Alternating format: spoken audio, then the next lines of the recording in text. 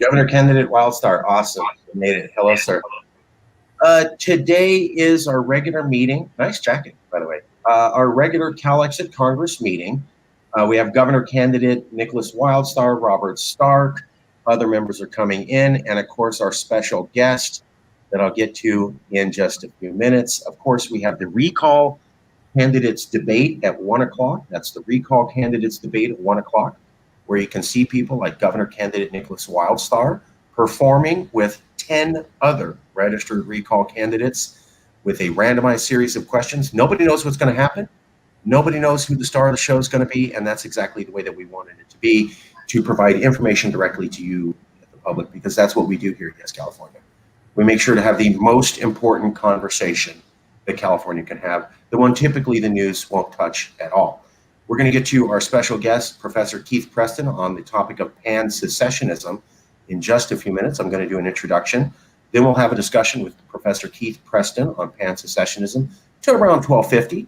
Then we're going to have a special debate of Yes California supported candidates around 12:50 to around around 11:50 to around 12:30-ish. We do have a couple votes that we have to do with Congress. Specifically, Robert Stark has to get approval to have resolutions by the Calexit Congress to all other recognized independence movements. I promised him we would be having a vote on that. So we're going to squeeze that in before 12:30. So introduction, Professor Keith Preston, special debate on Yes California back candidates, and then a vote on Yes California making solidarity statements for other independent candidates with a hard close at 12:30, just because we have to be ready for the recall candidates debate at 1 o'clock. Thank you all for being here. So let's get right into it. I'm going to do a quick introduction of what is Yes California, what is the Calexit Congress, and why are we here? Well, there's a couple big things that happened this week. And now a lot of people think having a conversation about California potentially becoming a nation is ridiculous. But as we like to say, do you buy a home without homeowner's insurance? Do you ride in a boat without a life raft?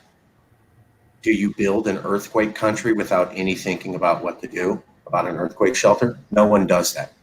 And so when we see signs of instability, we should have a conversation about options to deal with that instability. So here's some interesting things. I'm going to share screen. Oh, 1 second, someone else joined. Professor, how are you doing? There's another professor here. All right, we're going to do the introduction, Professor, and then we're doing an interview with Professor Keith Preston. We'll get to that in a second. Let me do the intro. We'll come right back. So the big idea here that I want to share with you and why we have these Calexit Congresses is for this reason here. So recently we had Kamala Harris is a Californian. And we were told that, hey, you don't have to worry about America becoming destabilized and not doing things that are out of California values because you have so many Californians in the federal government. You're going to get everything you want. Well, here's Exhibit A. Kamala Harris has done nothing about Latino children in the border or the fact that the kids are intense at, I think, about 1,000% in capacity, meaning 10 times the normal amount, with about 50% infection rate for COVID-19. In fact, she cited the probability of catching COVID herself as a reason she could not go to the border. So that's still kids in cages without medical attention and lawyers and access to reporters and locked in that condition for months. And you actually have liberals saying, in fact, the New York Times a week ago said that the conditions between Trump's border wall and Biden is almost identical, and it's bizarre that the Democrats made such a big deal about it then and aren't now. That's the New York Times. In addition, we had Jacobin magazine saying the last 100 days of Trump's administration with the border concerning Latinos and Biden's first 100 days are almost identical. So here we have a Californian, highest ranks of government, absolutely nothing changed at all for an issue that is the most disgusting and provocative to Californians. So here you had a Californian, did absolutely nothing at all to deal with the issue that you thought was important. I'll remind you, this is the second Californian to do this, Nancy Pelosi, is a Californian, and Californians went homeless in December because she decided they did not deserve stimulus checks so that she could use them as pawns. Nancy Pelosi literally admitted that. So that's 2 Californians, high ranking. You didn't get homeless prevention. You didn't get stimulus checks when you really needed it. And there's no improvement for kids on the border. And that's what you get with liberal Californians in the federal government. These are facts, folks. So let's go into this. Here's one of my favorite things to also say is that this week in the Atlantic magazine is an article by Rosecrans Baldwin called LA is a City State. Now, one of the interesting things in that article is that they talk about how they don't view themselves as Americans and only as Californians. There's a quote in here I'll show you in a second where they say, I'm really a Los Angeles first, a Californian second, and an American not at all. So what we have here we go. We're Angelinos first, Californians seconds, Americans third, or not at all. So here's the Atlantic magazine, a lefty policy, high-level magazine, where the author's saying, I view myself as a Californian if I have to, and I don't view myself as an American. This is a lefty pro-Biden magazine saying that. Let's go to finally the last one. I'm sorry about this, but if you look at California versus the Supreme Court, what you'll see is California versus the Supreme Court. This is an article by Joe Matthews, where he's talking about the Supreme Court is more conservative than it's been in about 60 years. And he says, quotes, we Californians should be prepared to ignore Supreme Court rulings. That's called nullification, and it was last seen by South Carolina right before the Civil War. Joe Matthews is a major policy reporter, and he's outright advocating that Californians ignore federal rulings this week. So you have Californians saying, I'm not an American. You have Californians who are high-ranking saying, let's ignore federal law if it doesn't match up with our Californians. And then you have Californians in the federal government totally failing to deliver with California values, things that we've been telling you would happen. But here's my favorite part. I'm going to get to what this is a PPIC, Public Policy Institute of California survey. That is the think tank for California. This is from March 2021. This is from January 2021. And here's what they show you. I hope everyone can see this. This is a chart, January 2021, PPIC. This is the think tank of California interviewing likely voters. So hardcore official think tank of California, just looking at voters, hardcore looking at voters here in California. Do you think Joe Biden will be able to unite the country? No, the country will be divided 59%. 59%, or a majority of California voters, around 2/3, said in January, we do not think Joe Biden will unite America. Only 37% said that he did. That's almost a 2-to-1 ratio of Californians in the official think tank, most respected survey amongst voters saying 2/3 saying we have no faith America can come together. Then let's fast forward to March 2021, same thing, top voters, top think tank. Do you feel pessimistic or optimistic that Americans of different political views can still come together and work out the differences? No, I don't think Americans can come together and work out their differences, 56%. I do feel Americans can work out their differences, 41%. So these 59 and 56 are about 3 percentage points off. It's 41-37, about 3 percentage points off. That is 2 surveys after month to month going, do you think America can come together? Do you think people with different political ideologies can come together? And Californians saying unequivocally, no, we have no faith in that at all. Those are all facts. And you won't see any of them covered by the popular press, which is why we have these Congress meetings, because if we don't, these facts simply never get seen. The PPIC is the top think tank of California. Why aren't they covering this at all? Joe Matthews is one of the top political reporters in California, and he said, let's ignore federal law. There's no comment. The Atlantic magazine is a super lefty policy, high-level magazine that's pro-Biden and says, I don't view myself as American. No comment. Interesting how all these things are happening, and there's no coverage of it at all. Now, jumping into that environment is why we had Professor Keith Preston on. Professor Keith Preston is a professor of anarchism studies and the concept of Pan Secessionism. As I understand, he invented the concept of Pan Secessionism. He can correct that in a minute. And we're going to get into what he's talking about. Here's a couple key quotes for you to know. Preston introduces his visionary tactic of Pan Secessionism as a means of developing mutual cooperation between resistance movements with widely varying cultural and ideological values.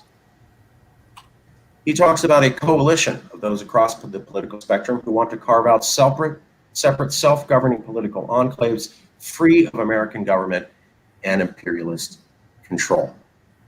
Professor Preston, is this a fair description of yourself and Pan Secessionism? Are we getting it wrong? How would you explain it to the average person? Professor Keith Preston, thank you for being here, sir.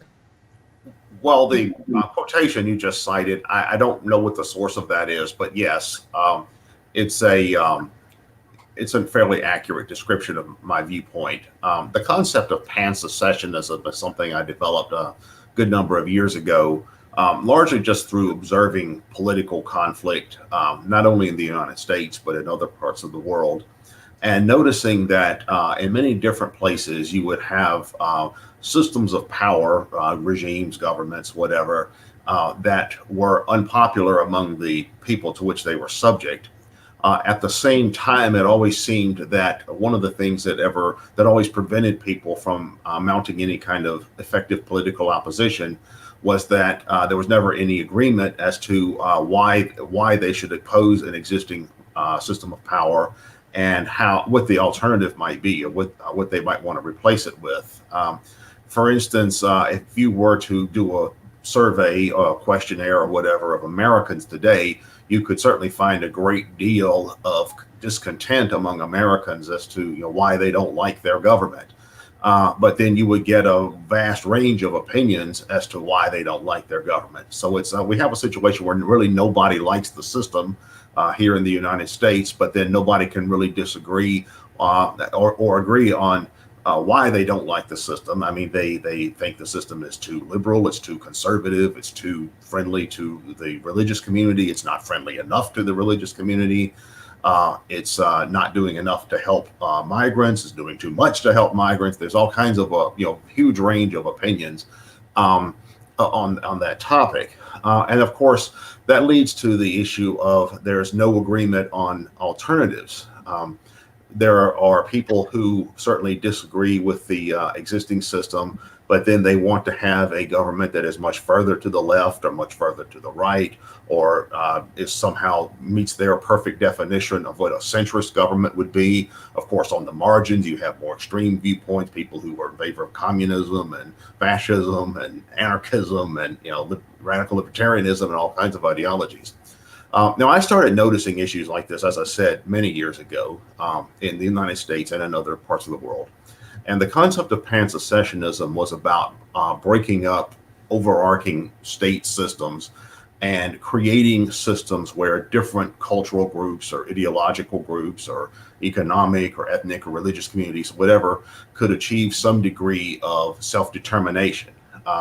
For instance, in the United States, there's no inherent reason why there has to be an overarching government for the entire continent. There's no inherent reason why, say, California or Texas or Florida or Kansas or New York or Wisconsin have to have the same kind of governmental system or the same kinds of policies, or have to agree on why they would want, say, independence from the federal government or whatever.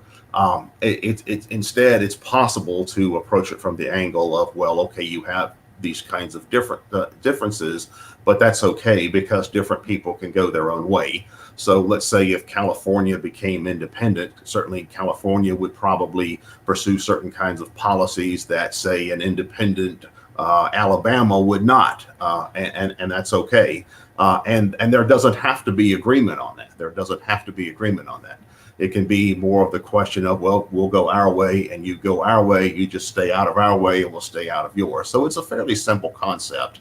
And it's not just about, pan-secessionism is not just about territorial separation as well. It also includes other tactical concepts, like, for example, in the labor world, there's the idea of general strikes. There's the idea of civil disobedience that Martin Luther King, Gandhi, and Henry David Thoreau and others championed. In some economic circles, there's a concept known as counter-economics. There are some organizational theorists who talk about concepts like dual power and counter power and all of that. And that's all about building alternative infrastructure within a particular system that is sort of a parallel system of power to the established system of power, and therefore it can have the effect of kind of pulling the rug out from underneath the existing system of power. But one thing I would add, though, is that pan-secessionism was never intended to be an ideological concept. Like I've had people say, well, what are the principles? What are the ideological principles of pan-secessionism? Well, there aren't any. I mean, you could use pan-secessionist methods to achieve any set of political goals, some of which I may personally agree with or may not personally agree with.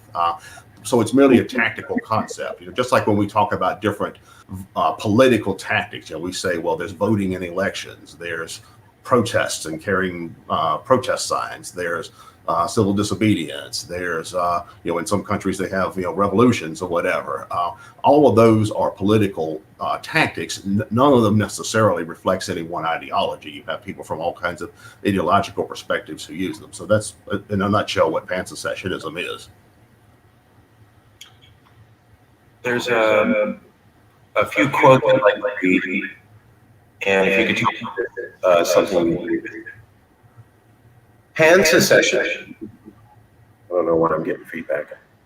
Pan secessionism is the strategy for achieving anarcho-pluralism, given that most modern societies are under the rule of overarching states possessing expansive bureaucratic tentacles and police powers.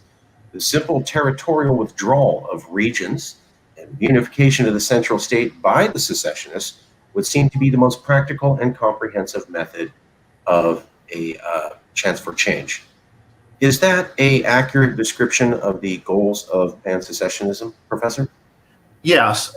And as I said, it's not necessarily inherently oriented towards one ideological framework. Any kind of political group or cultural group or social group could utilize the methodology that you just described in that quote.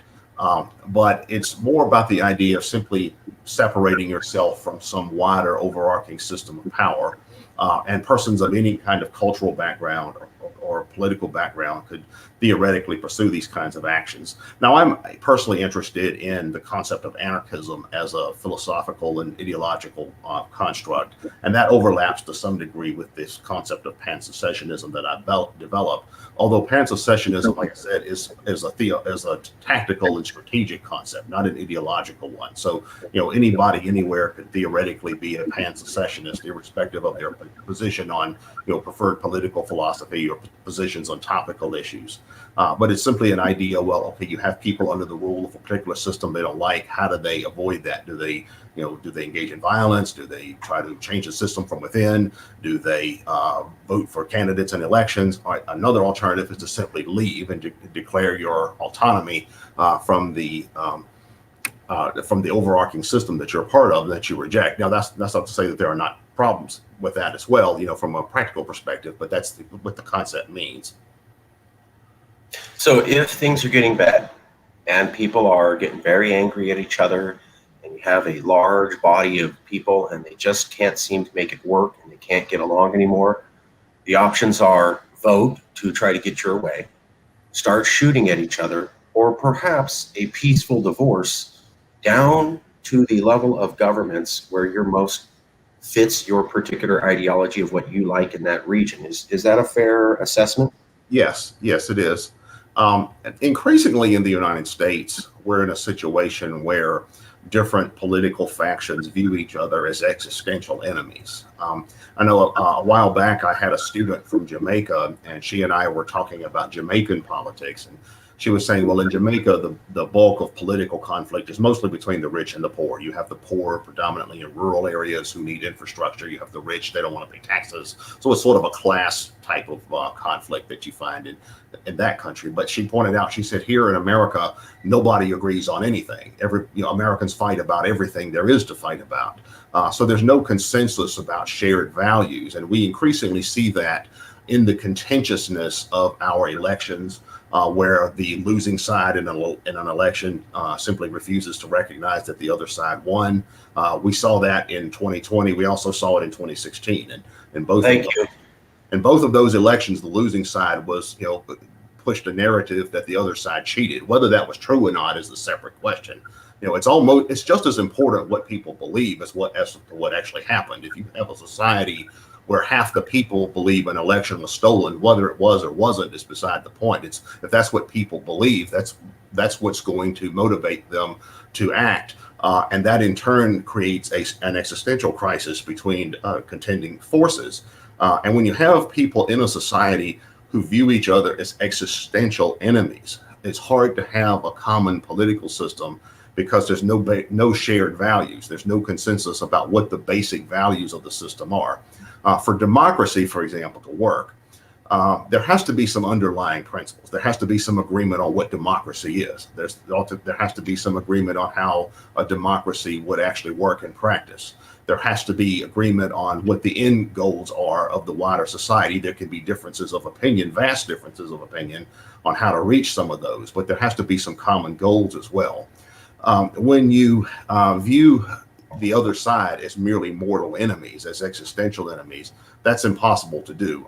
If you look at other societies around the world, for example, Iraq is a good example. In Iraq, when they have elections today, and they now have a liberal parliamentary system, a European type parliamentary system, but when they have elections there, the Sunni parties will vote with the Sunni people will vote with the Sunni, the Shia will vote with the Shia, the Kurds will vote from the Kurds, the communists will vote with the communists, and that's it. It doesn't matter who the individual candidate is. It doesn't matter what their policy proposal is. People just merely vote for their tribe because they view the other groups as existential enemies. And increasingly, American politics is starting to reflect that as well. In American politics today, we see that the different sides, I call them the red tribe and the blue tribe, they do view each other as the equivalent of existential enemies. In fact, I've even talked to people I know who are, say, activists in Democratic or Republican politics. And I'll say, it seems to me that the two sides kind of view each other as existential enemies, the equivalent of an enemy country with whom they're at war. And I've had people say, yeah, that's how I view them. That's how I view the Democrats. Or that's how I view the Republicans. And obviously, those kinds of things historically do not have happy outcomes. There's not that many societies that have ever existed that have faced extreme polarization without any kind of reversal ever taking place that ended up in a positive situation. I mean, this is the kind of thing that leads to civil wars and increased violence in society, which we have seen a great deal of in recent years. And what that shows, I think, is that the political institutions are losing their legitimacy in the eyes of a lot of people. And beyond that, the wider society is becoming very polarized among philosophical and cultural and economic and ethnic and all kinds of other lines. And if you're not careful with that, that's how you get the kind of system like they had, for example, in Lebanon. This is an example I like to use. In Lebanon in the 1970s and 80s, they had a terrible civil war that pitted dozens of sectarian groups, predominantly religious communities, but that overlapped with political factions and ethnic communities. And you had this civil war with 30 or so factions fighting each other and shifting alliances constantly taking place. And obviously that kind of thing doesn't produce a positive outcome most of the time or any of the time. So really that's the kind of thing that you want to avoid in any kind of society, irrespective of other differences. That makes a lot of sense. I'd like to show something very quickly to get at what Professor Preston is discussing. So this is the Pew. Pew Research is the top research organization covering voters and their opinion of government. This is from May 2021, very recently. Public trust in government near historic lows. As you can see, here was Eisenhower, Kennedy, Johnson. Here's Nixon, right where, for the first time people realized the federal government lies. So this is the point where people go, oh my God, the federal government lies. We can't trust them. That was happened during Nixon. The shock drops down about here. Now this point here is roughly, if you draw a trend line straight out, roughly where it lines. So we're looking at this point here. Gets a little bit better. There's a thing in Bush. Gets a lot better under W. Bush. This is the 9/11. So as you can see, support for the federal government is very high on 9/11, and then it rapidly drops down to the Obama level. It barely improves at all. Obama basically is able to maintain it in a straight line graph. it goes horrible, and then it gets a little bit better, and then it sort of plateaus under Biden. So you can see we're here at about 25%, which is much lower than Bush, roughly in line with Obama, but horrible in where it used to be. So there is still just abysmal faith in the federal government by the Americans, and the election of Biden did absolutely nothing to change that, backing up what the professor's saying. People do not have faith in their government. They see each other as the total enemies of each other. And as we just saw in the PPIC polling, Californians do not believe that there will be unity in America, and they do not believe that people of different opinions can come together. 60% of the voters of California said that in multiple polls. So it's getting bad, folks, and there's no sign it's getting better, and there's no sign people think it's going to get better, and every opinion poll says that people think it's going to get worse. You just saw that with Pew and PPIC. That's not my opinion. These are the top polling registrars in California and America saying no one has faith for the future. Professor Preston, given that option and that we need to avoid worse bloodshed, do you believe that Pan Secessionism is perhaps a concept that Californians should look into? Perhaps a way to leave in order to keep the violence low? Well, not only Californians, but people throughout North America, who are facing these kinds of issues in many different places.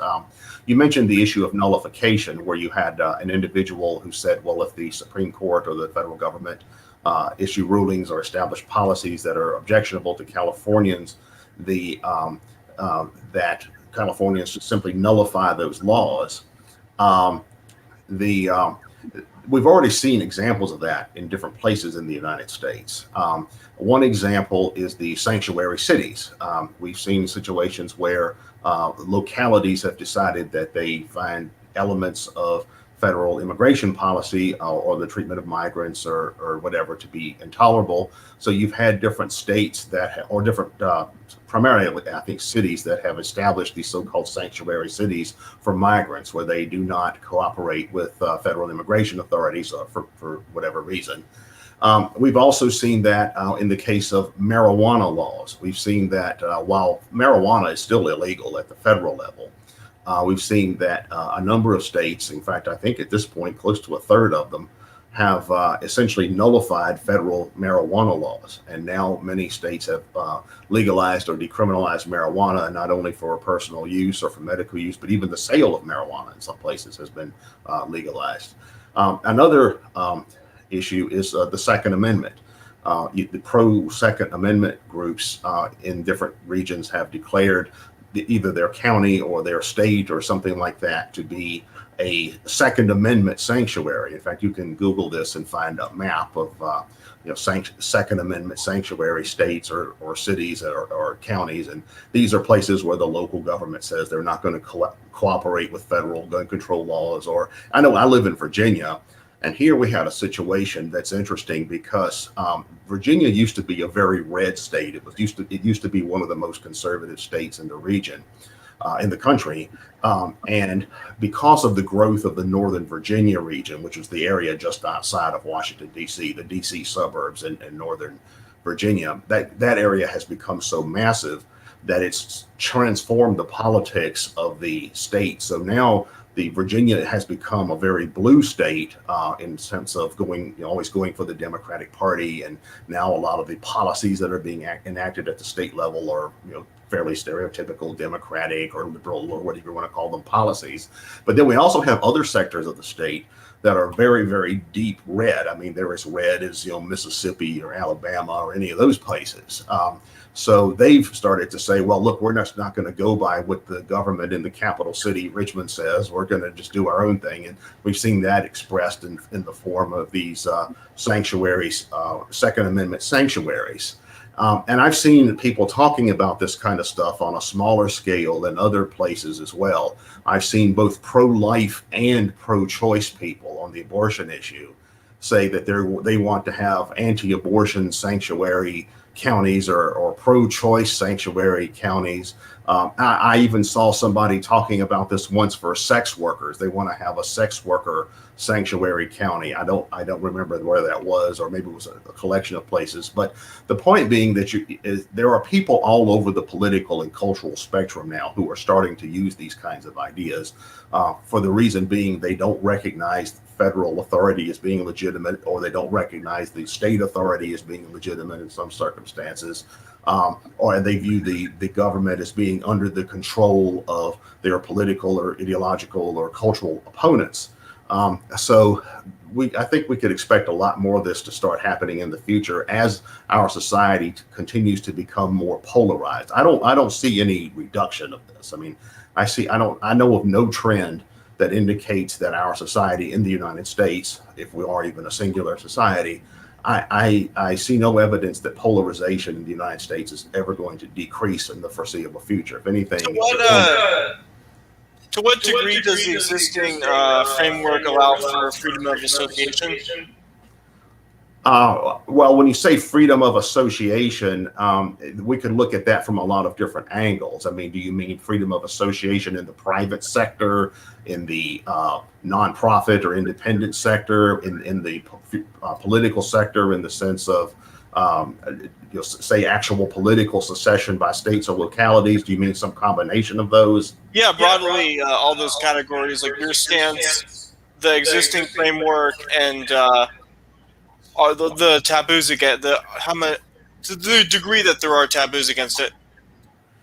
Well, as far as secession from the federal government, of course, we had a civil war about that back in the 1860s, and many scholars will say, well, for all practical purposes, that settled the question of whether states are allowed to secede. Now, I don't think it does, because laws and policies can change over time. I think that if there was enough of a political will for, say, California independence could be achieved. I think for that to happen, you'd have to have the support of obviously at least a majority, preferably a substantial majority of Californians. But then I think you'd also have to have sympathy for that among a close to a majority of Americans throughout the rest of the United States as well, because the question is one of legitimacy. If people in the United States see, say, California independence as, whether it's something they personally like or prefer or not, if they see that as something that's legitimate, then they're not going to oppose it. If they see that as, say, treason or something comparable, then they will. And if the federal government were to say, no, there cannot be independence for California or anybody else, Texas or Vermont or whomever, then people will be more likely to uphold it. So I think it's really a matter of, if independence for any particular region is the goal, it's a matter of changing public opinion in your favor. As somebody who's interested in these issues, I've been following public opinion on the question of, say, secession by regions and states and localities for, I'd say, as long as polls have been taken on this that I know of, which started probably in the mid-aughts, around the time that George W. Bush was president, because that's when we really started to see the polarization that we have now really starting to spiral. I've noticed that in the last 15 years or so, support for secession as a concept has now reached an all-time high. The most recent poll I saw showed that about 29%, so almost a third of Americans, are supportive of the idea of secession, either the right to secede or would favor a secessionist movement for their own locality or state or whatever. That's the highest I've seen it. When I first started seeing these kinds of polls, it would typically be around 20%. So it's gone up almost 10 percentage points in, say, the last 10 or 15 years. It seems to be a more popular concept among Republicans than Democrats. The last poll I saw showed that about a third of Republicans were sympathetic to the idea of secession, while only about 20% of Democrats. Although I would qualify that by saying there's always a significant fluctuation whenever there's a change of parties in the federal administration. Like right now that we have a Democratic federal administration, I'm sure the level of support for Republicans has increased in recent months. It may have decreased by somewhat for Democrats. And back when Donald Trump was the president, I would imagine that probably the idea of secession was more popular among Democrats than it would be, say, in the current moment, or than it was back when President Obama was in office. So there is fluctuation along partisan lines, and of course that's entirely predictable. But what matters is the big picture, and the big picture does show that support for the idea of independence for regions or localities does tend to slowly, incrementally increase over time. And we've seen in our own society that public opinion on issues can change dramatically, even within the space of a generation. We look at the changes that have taken place, say, in the area of gay marriage, which would have been, say, unthinkable probably a few decades ago.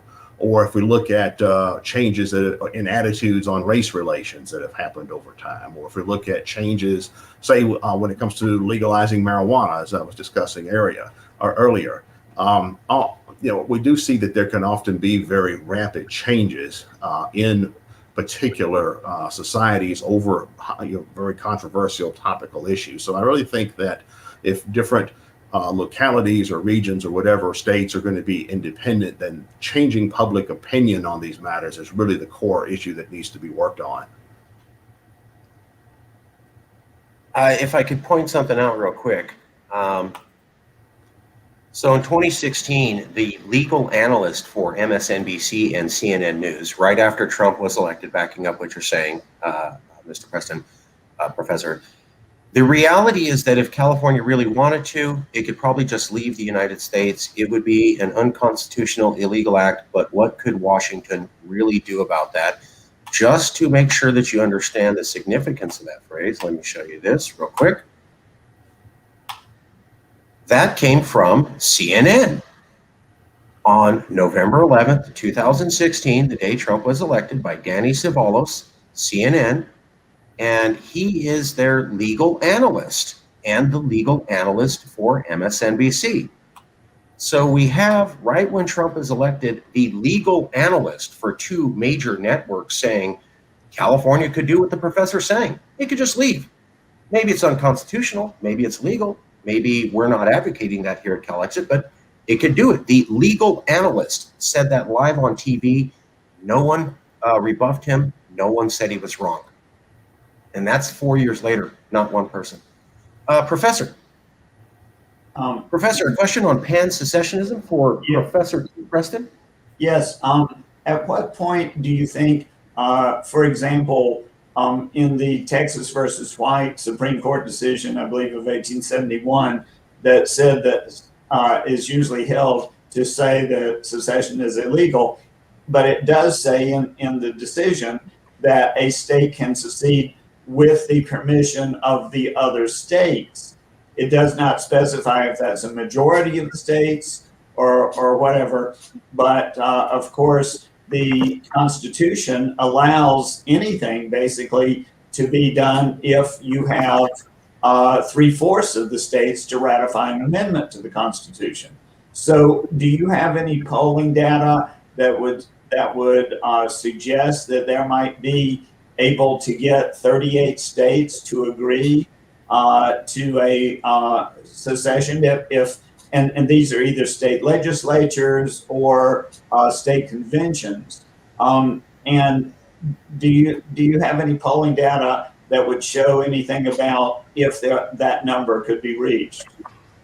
Well, what you're talking about is exactly what I was thinking of earlier when I was talking about how ultimately this comes down to the political will, because as you said, if enough states approve of something, it can be changed. I mean, in that sense, the Constitution itself can be amended, Supreme Court rulings can be overturned. Now, I know of no specific data right now that indicates how many states would say ratify the idea of allowing individual states to become independent, or which states would be more likely to do that. I suspect at this point it would be very difficult to get 38 states to agree to that. I think you would have to have a situation where the level of political conflict and the overall political crisis was much more pronounced than it currently is. But that is, though, consistent with what I was saying earlier about the key issue here is building popular consensus for these ideas, because that ultimately is how you're going to get your 38 states, if that's what you need. That is, the people in those states have to be overwhelmingly favorable to this idea, and they have to exercise pressure on their own leadership to approve this particular idea. Most likely it would be a scenario where the people were more sympathetic of the idea of secession or independence than the leadership. We've seen that in a number of other cases. For example, when I mentioned the marijuana legalization thing, often we've seen that popular opinion has a more favorable view of marijuana legalization than the actual governments of many states. I know a good example is South Dakota, I believe, recently voted by referendum to legalize marijuana. And of course, that's the state that Kristi Noem is the governor of, and she's trying to have that overturned. And there are various political reasons for that.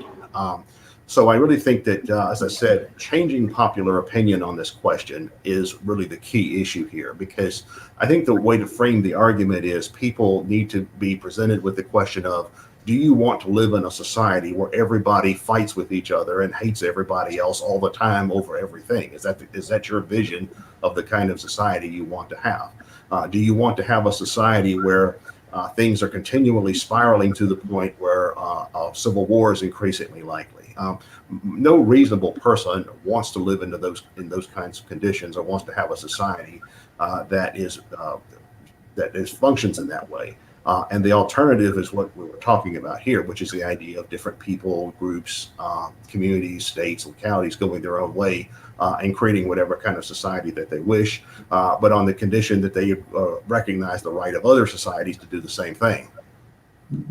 Yeah, well, I wonder if instead of looking at it in terms of California seceding or Texas seceding or any other one individual state, if there were a coalition of states that might decide, say, for example, all the West Coast states might decide to form a separate nation, and all the Northeastern states might decide to form a separate nation, and then you could start building the numbers of states that would be required for something like that. Do you think that's a realistic? Yes, I do. I think that probably for what we're talking about to happen, it would develop it that way. You would have not only California, but say California in collaboration with Oregon and Washington State, or alternately the Northeastern states, or this could also come from the South or the Midwest as well. But I think the way this would actually happen, if it really became an idea that's seriously debated in the mainstream political culture, is that you would have a cluster of states somewhere that was adamant about wanting independence, and they could either be red states or blue states. But the question that would be posed to the rest of the American public would be, are we going to allow this or not? Are we going to allow these folks to go and form their own separate nation or country or region or whatever? And you could also get support for that from not only your friends, but your enemies. There are a lot of people on both sides of the fence who, when they look at the other side, they look at it like we're better off without them. In fact, there was a book published some years ago. I can't remember the author's name, but it was written by someone from the left end, the liberal end of the spectrum, who the title of the book was Better Off Without Them, basically arguing for secession by the South, saying, look, it's these backward conservative southern states that are holding back progress for the rest of the country. That's the argument that was made, whether you agree with that or not. And I've also heard people from the conservative side of the spectrum say, by all means, we should let California and say New York secede and become separate countries, because then we'll be finished with them and we don't have to share the same political roof. Now that does not seem to be a prevailing viewpoint on from either side of the political spectrum. And there's really not just one side, by the way. You have these two meta tribes, the red tribe and the blue tribe. Yes, sir. If I could jump in real quick, just a couple facts, if I may, real quick. Please send some questions to Professor Preston. Professor, I'm going to have to ask you one of the questions that came in from our online commenters just to show that we're honest and we're taking comments. But a couple facts to deal with the question of support from American states allowing California to leave. Let's look at some information that we have available to us. So the first thing I'd like to point out is that in 2014, there was a poll showing California was the most hated state in the Union. 2014, California Fox News poll, 53%, over half of Americans polled at Fox News said they hate California the most. That's 2014. Here's another poll in 2012 showing California as the most hated state. Here's last year, 2019, where the entire Republican Party made for the first time in history, the nomination convention against one state and hating for it. So I want to be very clear. In 200 years of American political history, they have never had a nomination convention for one party about, look at that particular state and how they're not us. For the first time ever, the entire Republican Party did that, aimed at California last year. Let's look at this poll from 2020. It shows the entire West Coast hates California. This is all over the place. This is 2020. And just to top it off, here's an article from the Los Angeles Times in 2013 saying basically all Republicans hate California. Just wanted to put some hard facts out there when we're talking about how Americans feel about Californians. There is an overwhelming amount of data year after year showing that at least half of them, or all conservatives in red states, hate our guts and don't want anything to do with us and think we're anti-American. Professor, if I could ask you to answer this one quick question from Iron Colo, I believe he's in the far north. What is to prevent Californians, such as Northern and Eastern Californians, Jefferson, he's talking about Jefferson, from seceding from an independent California, especially when it comes to Second Amendment rights? I'm going to say nothing and just kick that question to you, Professor, since you're the expert. How do you feel about that? California secedes, and then part of California says we want to secede from you. What's the laws related to that? How does that work? Well, I'm glad the viewer asked this question because it's extremely important. The divisions that we have in our society today are not just state by state. This is not a situation that's comparable to the American Civil War, where you had some states on one side and some states on the other side, and that's just how it was. Yeah, there was a little gray area amongst, say, some of the Mid-Atlantic states, but for the most part, it was the North and the South, and that was the dividing line. In our own society today, the dividing lines tend to be over a much wider range of issues. And also the divisions tend to be much more decentralized in the sense that it's not just a matter of different states against each other. It's also a rural-urban divide. It's also a region, different regions of different states pitted against each other. In some places, even different precincts and neighborhoods. Now, what I think that leads to is the conclusion that a society like our own, where regions became independent, would have to have some kind of effective means of accommodating differences within their own ranks. It wouldn't be any point to having, say, an independent California that's only going to have a subsequent civil war in California over whether California is going to be red or blue or something like that. Now, I think that the way that you deal with these issues is to implement something similar to what other societies that have faced these issues have done somewhat successfully. One example is, I mentioned Lebanon's civil war. One of the reasons that Lebanon was able to resolve the differences that led, or I wouldn't say resolve, but at least more effectively manage the differences that led to their civil war, was they have a system that's called a consociational system. And largely that is, or in some places it's called a confessional system, but they allow proportional representation by different groups that dislike each other. It's not a winner-take-all system. One of the reasons that the United States has so many electoral problems is we have a winner-take-all system. In some countries, it's not like that. In some countries, different parties get proportional representation. In fact, that's true of most democracies. And in Lebanon, they've taken it a step further, where they have a consociational, confessional system where their conflict tends to be more religion driven. You have the Alawites, the Muslims, the Shia Muslims, the Sunni Muslims, the Druze, the Maronite Christians, and others. And each group gets a guaranteed set body of representation in their institutions. I don't know the exact breakdown of it, but I know there's certain number of seats are reserved for everybody in parliament. And I think there's a rule that if the president is one thing, then the prime minister has to be something else. So there's a sharing of executive power. Another example is Switzerland. A system that's worked very well for the Swiss is they have a more localized system of government, where the bulk of government is done at the canton level, which is roughly the equivalent of I guess we would call them states, or they're really more like the size of counties because they're a small country. But Switzerland is a multicultural society. It's comprised of ethnic Italians, French, Germans, Romansh, and others. And it's also a multilingual society. And they get around their cultural differences. Also, they're also similar to the United States in the sense of having a large population of both Protestants and Catholics, as well as people with no religious affiliation. So they get around these ethnic and cultural and linguistic and religious differences by having most governmental functions being devolved to the canton level, or even more locally to the commune level. And then the federal system that they have in Switzerland exists primarily just for national business like defense and things of that nature, international trade. And that seems to keep different groups from stepping on each other's toes to a significant degree.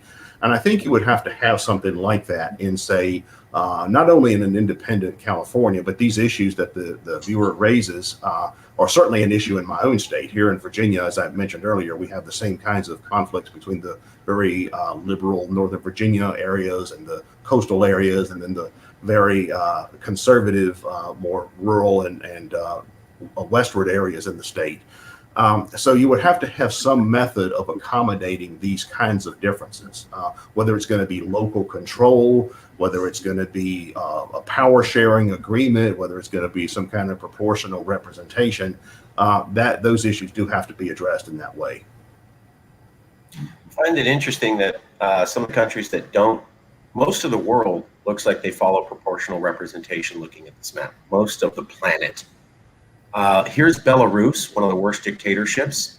Iran, definitely not a democracy. Iraq, a failed democracy. Saudi Arabia, one of those most brutal dictatorships. Syria, one of the most brutal dictatorships. China, one of the most brutal dictatorships. Myanmar, one of the most brutal dictatorships. Cambodia, not representational. Vietnam, not very representational. I think this is sold to Myanmar. Brunei, also not representational. And then here's America.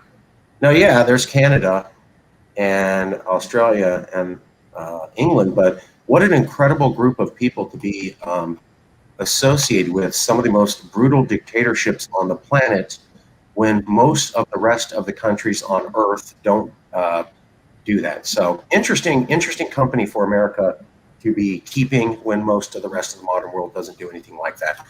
Okay, we are winding up. We have 4 more minutes for Professor Keith Preston. If you have questions for Professor Keith Preston, please ask them now. We'll make sure to get them out. But we have some other business we have to, Professor. We'd love to have you back. And we're going to go to Professor Walter Williams right now. Yes.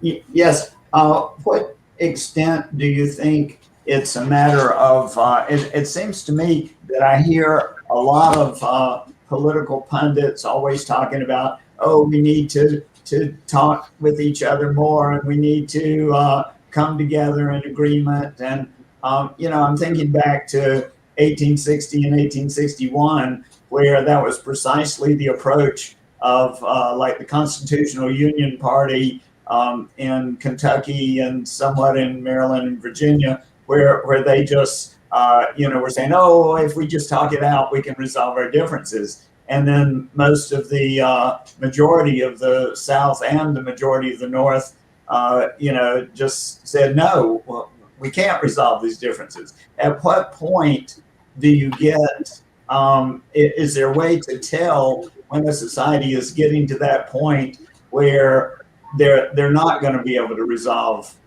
differences just because there are so many fundamental disagreements. Yeah, well, we're getting to that point now in the United States where the different factions, political factions, view each other, as I was discussing earlier, as existential enemies, in the sense that there is no consensus about shared values, and there's not going to be. As far as the situation leading up to the U.S. Civil War, that was a situation where you had clearly irreconcilable differences. The South was not going to give up slavery. It was fundamental to their economy. Not only that, but their whole social structure was built up around it. Also, the Southern elite tended to view slavery as their divine right mandated by religion and all of these other things. So they weren't going to, whatever other people would say about that belief system, they weren't going to give that up. At the same time, in the North, you had people that regarded slavery certainly as a moral abomination that just simply can't be tolerated or any accommodations be made to. And there were other conflicts as well, in terms of the overall vision of where the United States should be going as a society. Should we be an industrial nation or an agricultural nation and things like that? So when you have irreconcilable differences about existential values, which is where we largely are now in the United States, there's really no going back from that. We have fundamentally different views in this country on what it means to be an American in the first place. You have some people that hold to this idea of America as sort of God's country, the American civil religion idea. There was a sociologist named Robert Bellah who wrote about that back in the 1960s. You have other people that tend to have a more cosmopolitan outlook that say, well, we're just citizens of the world. We're just among the world's citizens. Of course, you have religious differences. You have people who are believers in traditional religion of some particular type, whether it's evangelicals or conservative Catholics or Mormons or something like that. And then you've got other folks who do not hold to any religious perspective. The nuns, the non-religious affiliated, are among the fastest growing religious perspective in the United States. And also we see the growth of other minority religions, of Muslims and others. And that's just a couple of examples. We see population demographics changing. We see the people of color are becoming more numerous, and we're now having a wider number of ethnic groups represented in American culture. We also see class differences. The gap between rich and poor is statistically now the widest it's been at any point in a century. And in societies like that, where you have massive differences between rich and poor, you typically don't have democratic states. There are very few democracies that maintain that kind of disparity between rich and poor for a long period of time. And certainly there's no stability. And these are just a few examples. I could talk about plenty of other things. So we're reaching the point now where on all of these different questions, whether it's culture, whether it's religion, whether it's economics, whether it's political philosophy, whether it's race and ethnicity, whether it's gender roles, whether it's sexuality, whether it's what the relationship between humans and the environment ought to be, the role of animals, the abortion issue, guns, there's nothing that is not contentious at the present time. So, it's not just that there's one or two issues dividing us. There's a whole lot of issues. It's a long list of issues. And I think that our society is going to become more fractious over time. I see different sectors of the left turning on each other. I see different sectors of the right turning on each other. Increasingly, we're seeing divisions among minority communities. And that doesn't really bode well for the idea of trying to, in the future, having some unified nation with some unified identity or purpose or anything like that, because there's just no agreement on these basic existential values. Okay, we're going to have to stop there. Professor, we would love to have you back on. Would you be willing to come back on and talk more about California secession? Of course. Okay, you heard it there. One of the top experts on Pan Secessionism is willing to talk with us here, where we have the most important conversation Californians can have about the future of California, given that America, according to California voters, doesn't seem to be coming back together or moving on a path towards resurrection. Thank you, Professor. You are welcome to stay for the rest of the meeting. We're going to get into some more procedural stuff. You don't have to go, but it's going to get a little procedural from here. I have another appointment, unfortunately, but I would certainly love to come back to your program at some point. Awesome. We will have you back.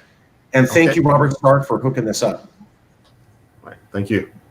Okay. Now we're going to get to Work. So let me. Okay, we were going to talk about Yes California backed candidates for a couple minutes, and then we have a vote on resolutions from Yes California to other independence movements, and getting at least tacit approval from Congress to be able to do that. I want to make sure we allot time for that. We're having a hard stop at 12:30. So for the next 20 minutes, I'd like to talk about anybody who would like to run for office and anybody who is independence minded in California in any way, and what we can do to help support you, and etc. Nickolas Wildstar, you are a registered candidate that is very well known, and you have talked about how you want to fix federalism, and if it didn't, then maybe independence is the way. Would you be willing to talk about your particular stance on, the catch-all and steps that it would take in order to justify independence, sir?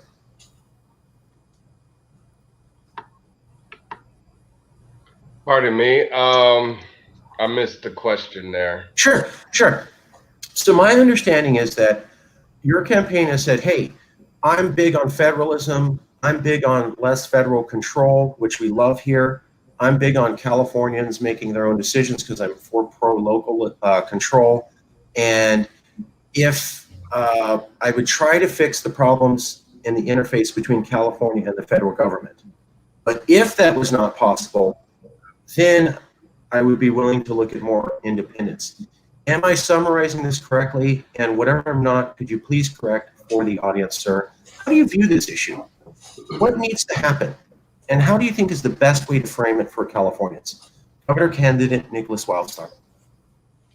Well, yes, thank you again for having me here. To actually add on what the professor was talking about with regards to political tribalism, we see that happening nationwide and, of course, happening here in California as well.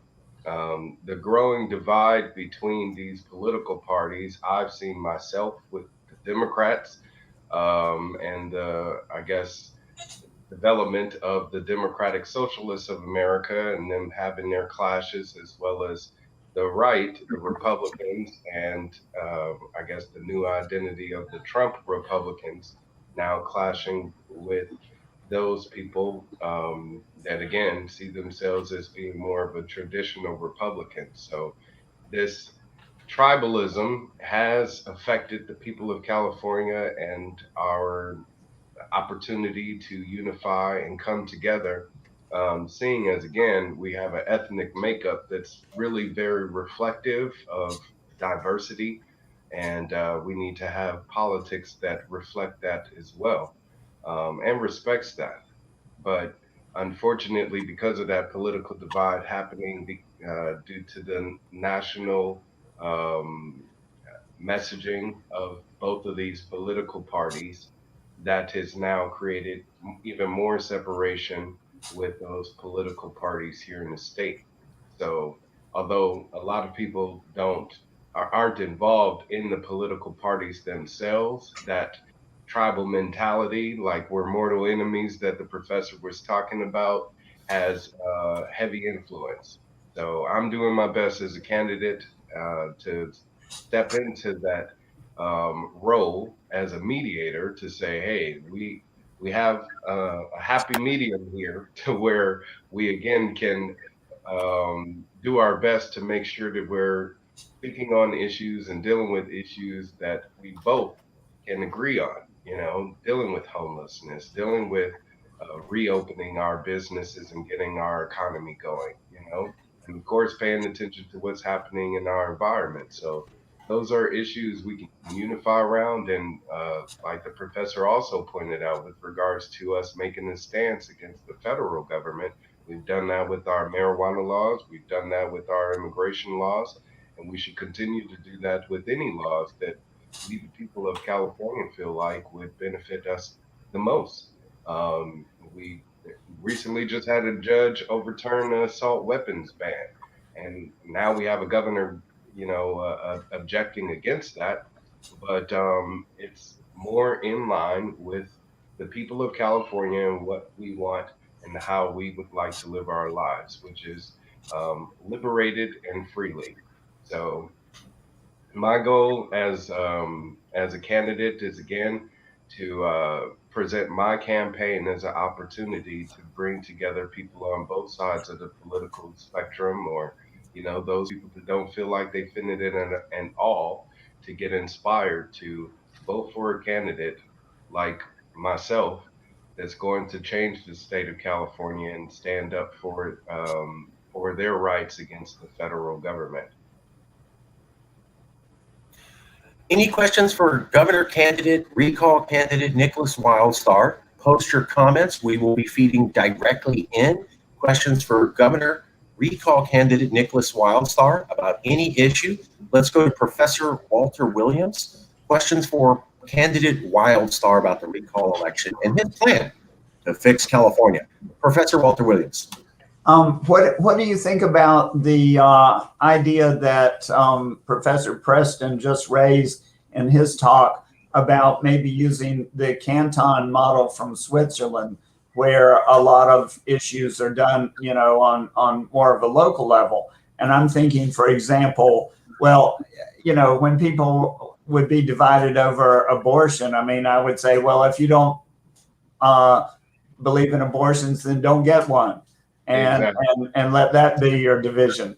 But I'm thinking about, say, for example, the gun control issue. Okay, we have a big difference between people who live in urban areas versus people who live in rural areas. So in rural areas, people are talking about, well, I want my gun for protection because I live in an isolated area, or, I'm doing hunting, or I'm afraid of wild animals or whatever.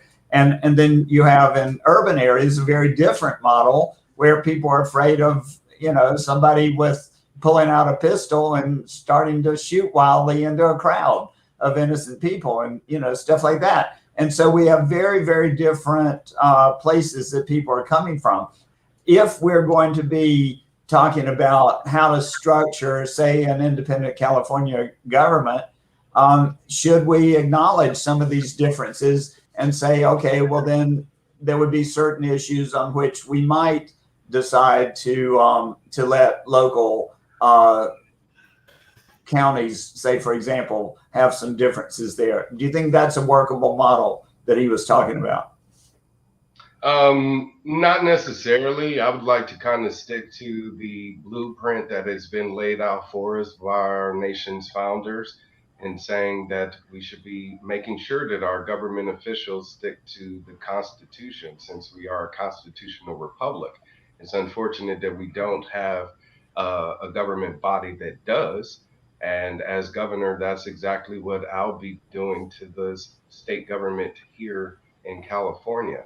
But with regards to making sure that, I guess, people have control on the local level over what type of laws are created, I definitely think that's necessary, is localization over people having choice over what happens in their community.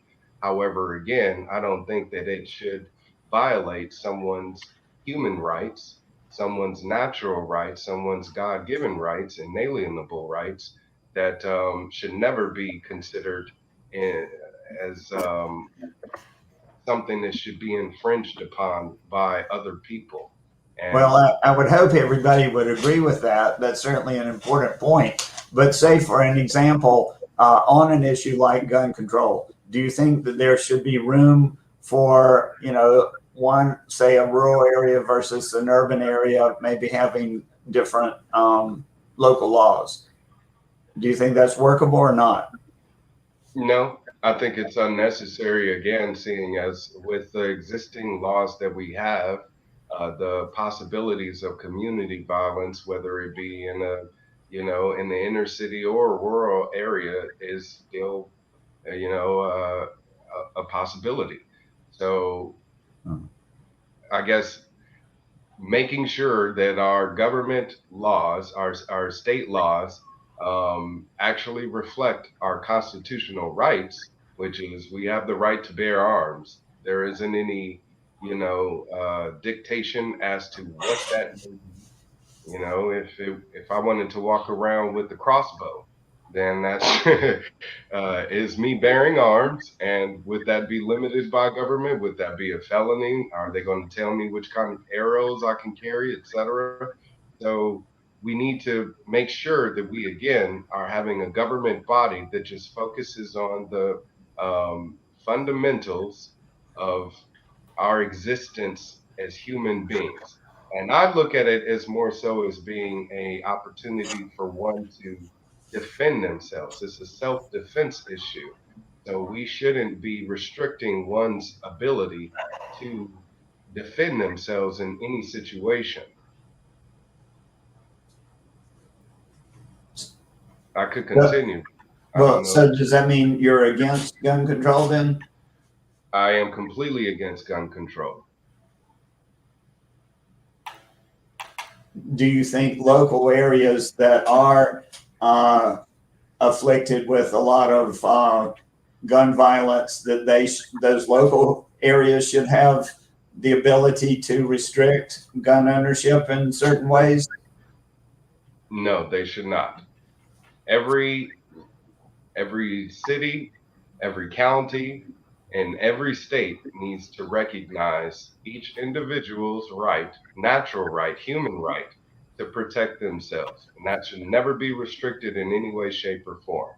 Now, there's other factors that may lead to community violence where a person may, use a gun or whatever the case may be, whether it be for a robbery or for a murder. You're not going to stop someone from being able to kill another person if they have, the intent to do so.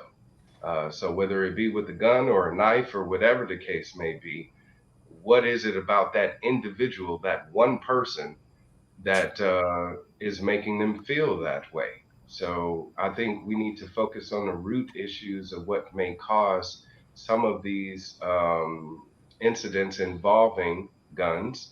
Again, whether it be a home invasion or a robbery or any type of murder or whatever the case may be, to find out what is driving that.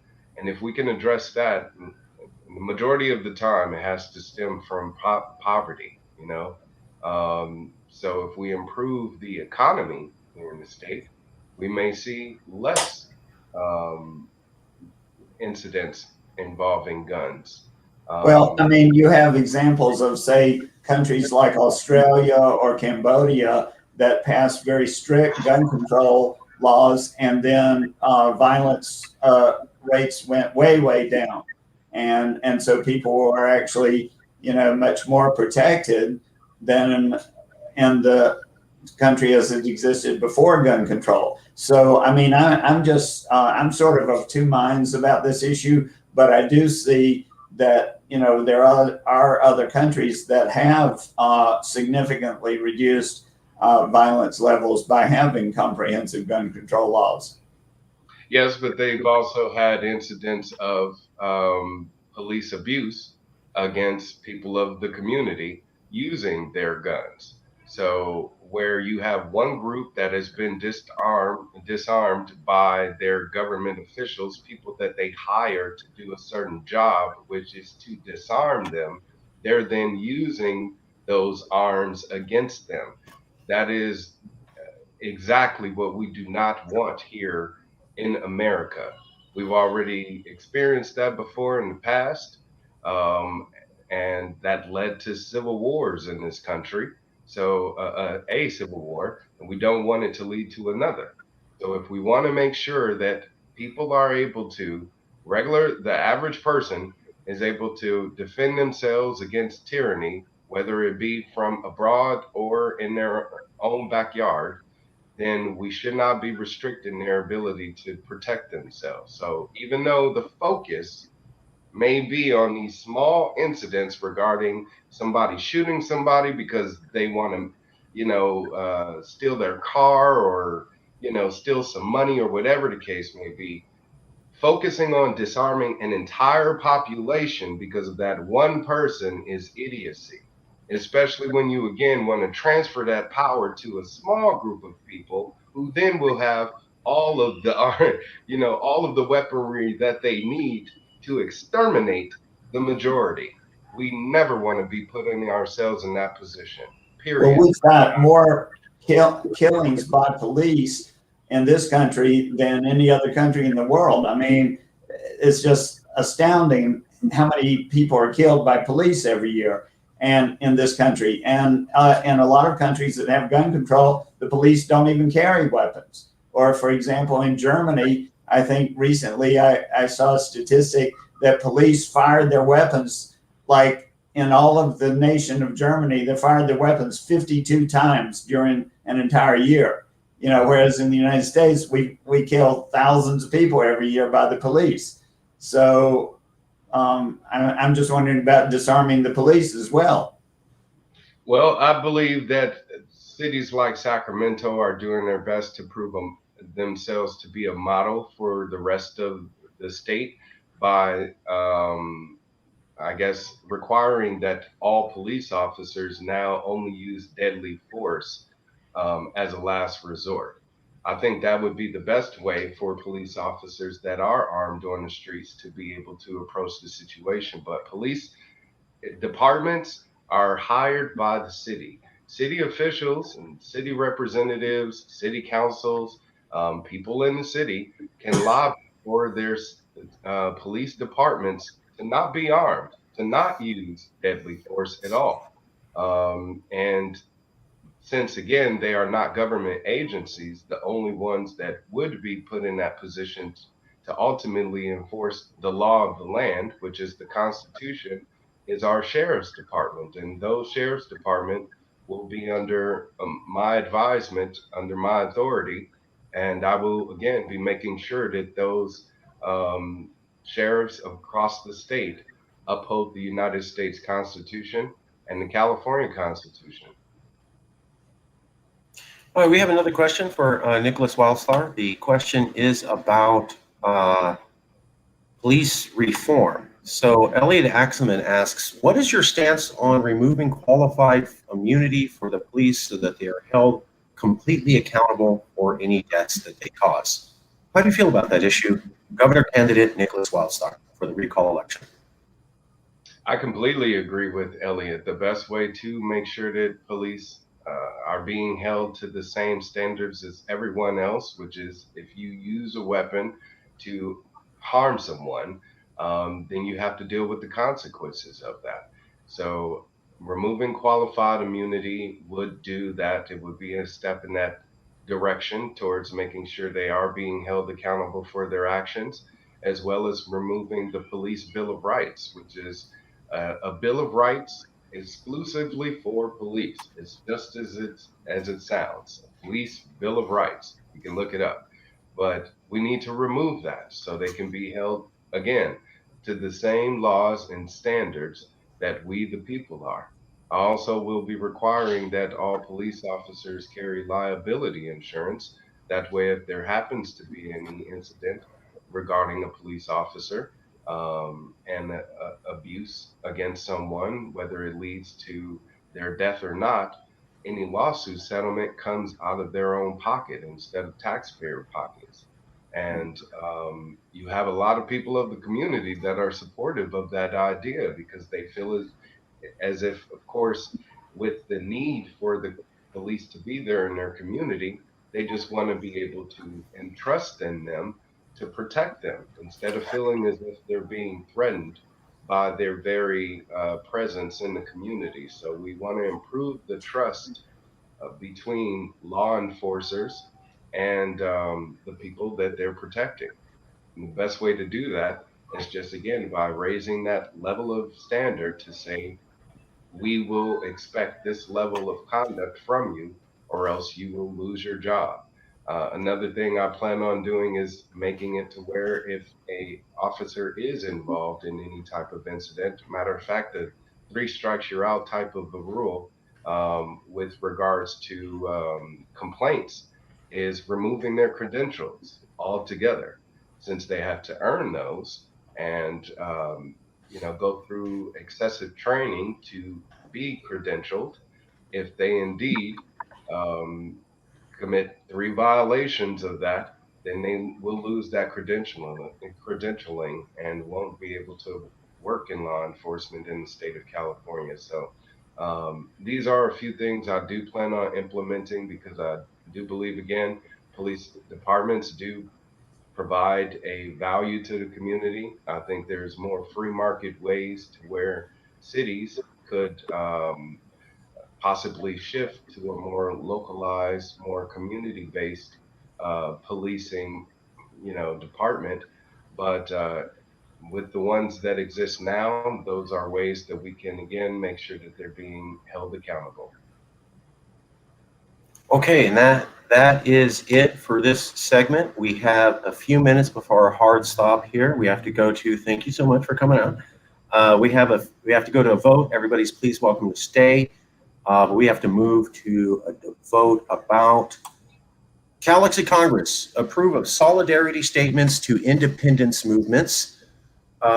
This comes out of the committee with Robert Stark and Jason Wright. Robert Stark has been a man leading the issue on this. He originally came up with it and has been a driving force for saying that we should be recognizing all peaceful independence movements. Robert Stark, do you want to explain a little bit about what this is before we ask for a formal? Yeah. So we just approved one. We just have one resolution with the Cape Party, so I'm not sure if this is for today. It's going to be voting on resolutions in general, but these are symbolic. Yeah, these are symbolic resolutions of support for other independence movements. So yeah, Marcus, you have a list of all of the ones that we plan on discussing, and the one that we have the text for, that's only for the Cape Party. So this is the. Could I say something real quick? Yeah. So we have one that has been drafted up, and it is a prime example of what we would like these to look at. Yeah. What we would like these to look like. We use a template, and the thing that we would like to get approval on very specifically is the template. Since this solidarity statement has been fully drafted, it would be pertinent for Congress to either approve or send it back for rework. So what what I would suggest is, unless Marcus, you have this planned out, is 2 votes today. One for the text of the resolution for the Cape, and then another kind of broader vote just approving the template that we'll use for all of these independence resolutions.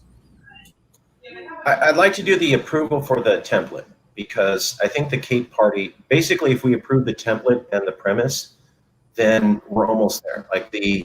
We came up with a template for how to reach out to every independence movement that said you had to hit a couple key points to do it, but allowed for making it custom for that independence movement to show that we actually took the time to understand them. I'd like to get approval from Congress to make these resolution statements as long as they follow the template. We will, of course, show the statements back to Congress, but I don't want to stop what's basically a highly productive line. Robert Stark and Jason Wright are able to pump these statements out, and they're largely benign. There's nothing horrible, racist, or bad about them. They're largely saying, hey, you guys are cool, and we like you, and we want to be buddies. So I'd like to just get it. Streamline this? Sure. We have 6 minutes, by the way, to get a vote. So can you do us a favor?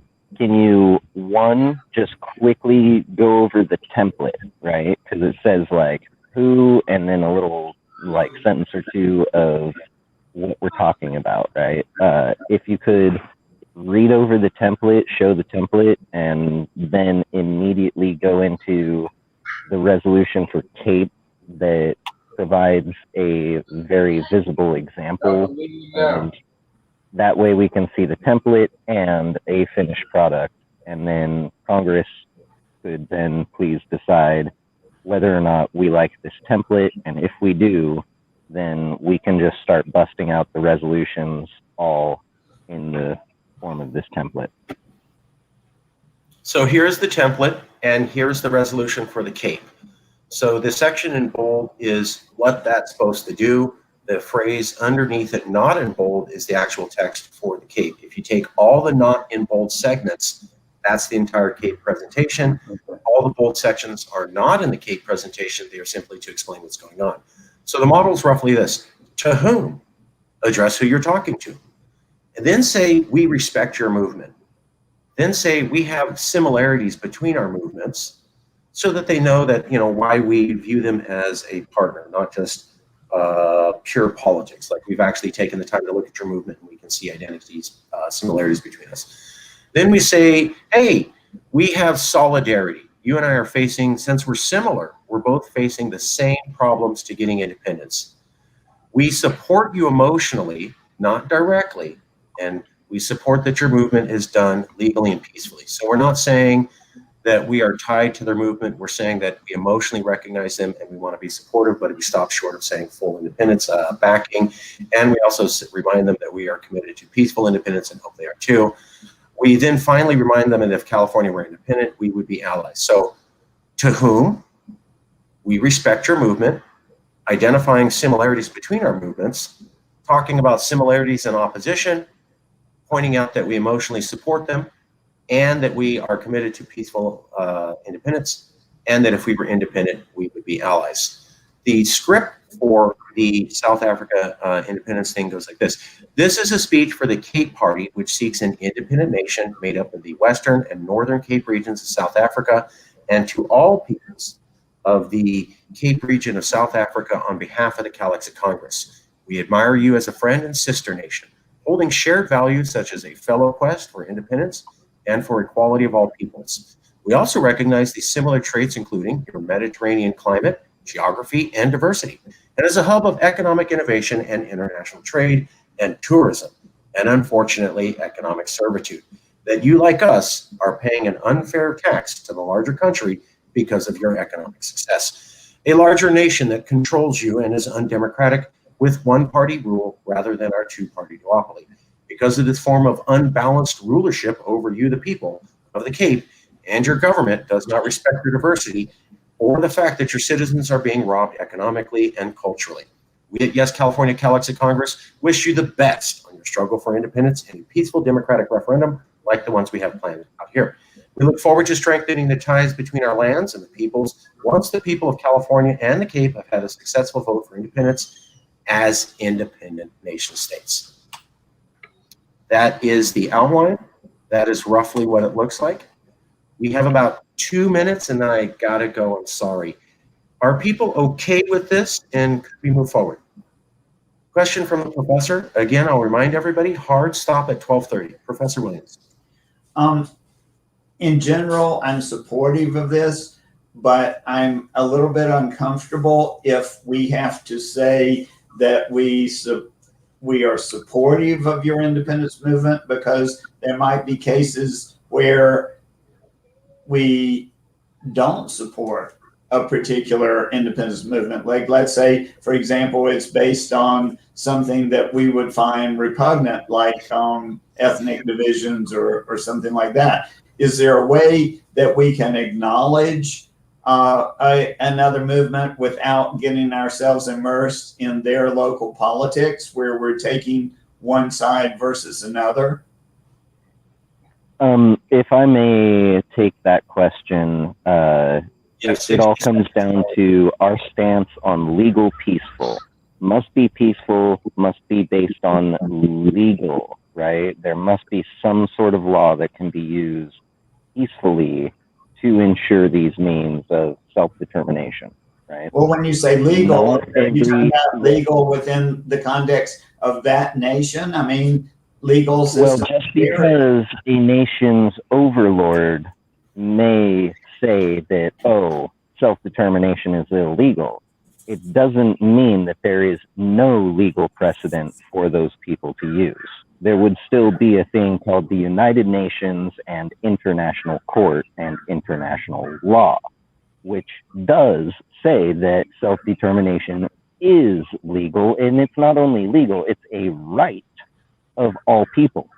Okay, well, sorry, we have to stop there. I apologize, we have to stop there.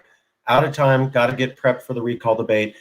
I thought we could do this in 10 minutes. I get that there's a lot of opinions. This will be the very first issue next week. I apologize to Mr. Stark and to Mr. Wright. I really thought we could get it knocked out in 10 minutes. I apologize for prolonging it. We will make it the first issue of the next meeting next Sunday. I'm sorry. Got to move on to the recall debate. Thank you all for being here.